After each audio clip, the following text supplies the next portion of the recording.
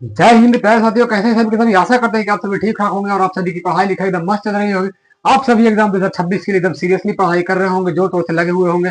मैं आप सभी के एग्जाम को और आसान बनाने के लिए लेकर चला आया हूँ बायोलॉजी का एक और नया वीडियो। आज की वीडियो में हम जानेंगे परागन के प्रकार, पर परागन के प्रकार। पर परागन कितने प्रकार के होते हैं, इससे पहले हम बता चुके हैं पुष्प के बारे में। पुष्प में परागन क्या होता है, परागन के बारे में बता चुके हैं। परागन कितने प्रकार होते हैं वो भी बता चुके हैं।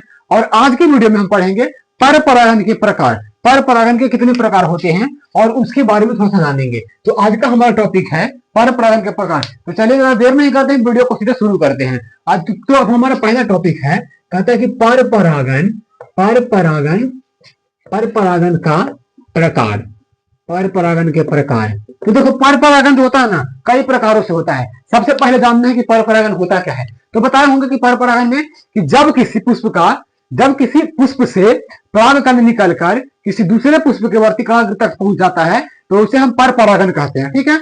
अब पर परागन में विभिन्न प्रकार के होते हैं, जैसे कि सबसे पहले होता है वायु परागन। वायु परागन, ठीक है, वायु परागन होता है। उसके बाद हमारा हो जाता है जल परागन, जल परागन होता है, जल परागन, ठीक, जल परागन होता है। हमारा तीसरा हो जाता है कीट परागन, कीट परागन, ठीक, कीट परागन। आज की वीडियो में हम इस वायु परागन को पढ़ेंगे। आज की वीडियो में हम इस वायु परागन को पढ़ेंगे, क्योंकि देखो अगर हम ज्यादा तीनों के बारे में बता देंगे तो डिस्कशन कर लेंगे, लेकिन लिखेंगे सिर्फ वायु परागन के बारे में। जल परागन और कीट परागन के बारे में फिर कभी बताएंगे। तीनों ही बहुत ज्यादा भिजिया टॉपिक है, तीनों में से कोई ना कोई एक पूछ लेता है हमेशा। और हम यहाँ पे वही वीडियो, हम वहां पे यही उन्हीं टॉपिकों को करवाते हैं जिन टॉपिकों को आशा होता है कि बोर्ड वाला पूछ सकता है। तो हम देखेंगे सबसे पहला वायु परागन होता क्या है। तो देखो वायु परागन में तो हम बताए होंगे, जो परागन क्या होता है कि परागन क्या होता है कि जैसे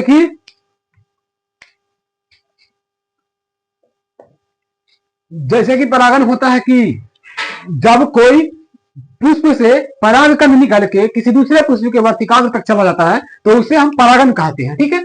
अब वो यही चीज जब वायु के माध्यम से होता है, परागन की क्रिया जब वायु के माध्यम से होता है तो उसे हम वायु परागन कहते हैं।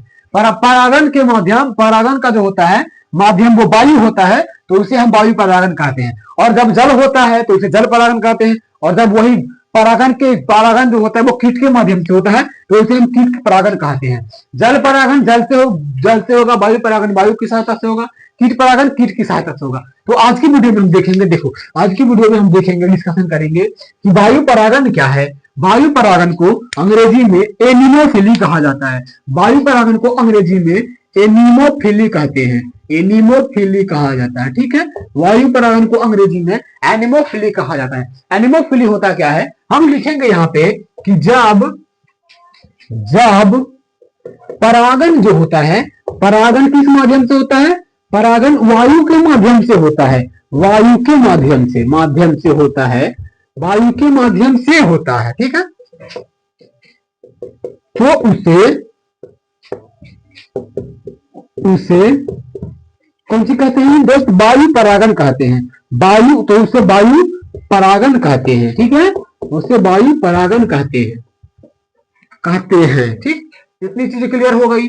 जब परागन किसके माध्यम से होता है, वायु के माध्यम से होता है तो उसे हम वायु परागन कहते हैं। जैसे कि पूछे कि सर इसका कुछ एग्जांपल ले लीजिए, तो जैसे कि हम ले सकते हैं इसके एग्जांपल में धान को रख सकते हैं, धान गेहूं, गेहूं के साथ आप रख लीजिए मक्का को रख लीजिए, मक्का को रख लीजिए, धान गेहूं मक्का, इन सब में ना वायु परागन होता है। जैसे कि देखो परागन में होता क्या है कि परागकण और आसपास में वर्तिकाग्र दोनों एक दूसरे के संपर्क में आते हैं। ठीक है।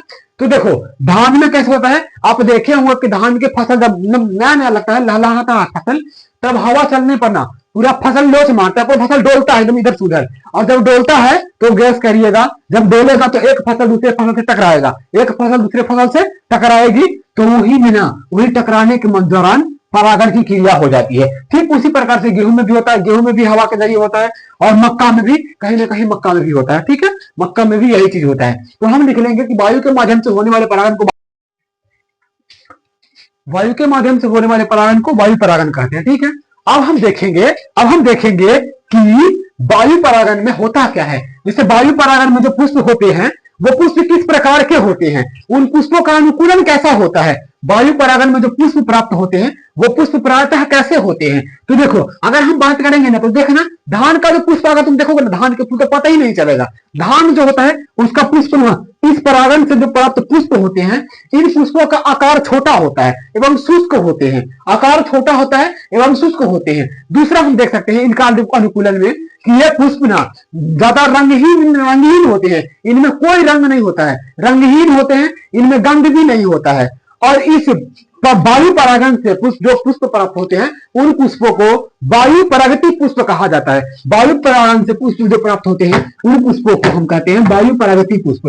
तो अभी हम देख लेंगे वायु परागति पुष्पों का अनुकूलन, ये किस प्रकार के पुष्प होते हैं। ठीक है, तो सबसे पहले हम देखेंगे वायु परागति पुष्पों का अनुकूलन। याद कर लीजिएगा ठीक है कि जो वायु परागण से जो प्राप्त होता है पुष्प उसे हम वायु परागति पुष्प कहते हैं, वायु परागति पुष्प कहा जाता है। ठीक, अगर इसी तरह से हम देखेंगे तो वायु परागति पुष्प में सबसे पहले देखेंगे कि इसमें पुष्प छोटे तथा शुष्क होते हैं, सूखा जैसा लगेगा, शुष्क होता है, शुष्क होते हैं ठीक है, शुष्क होते हैं।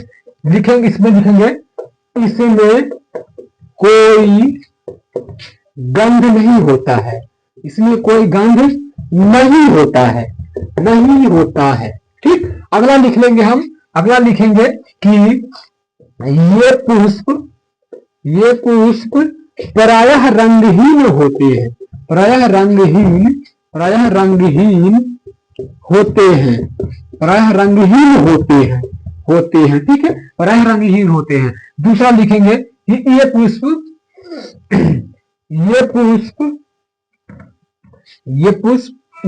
पुष्प कम आकर्षित होता है, कम आकर्षित होता है।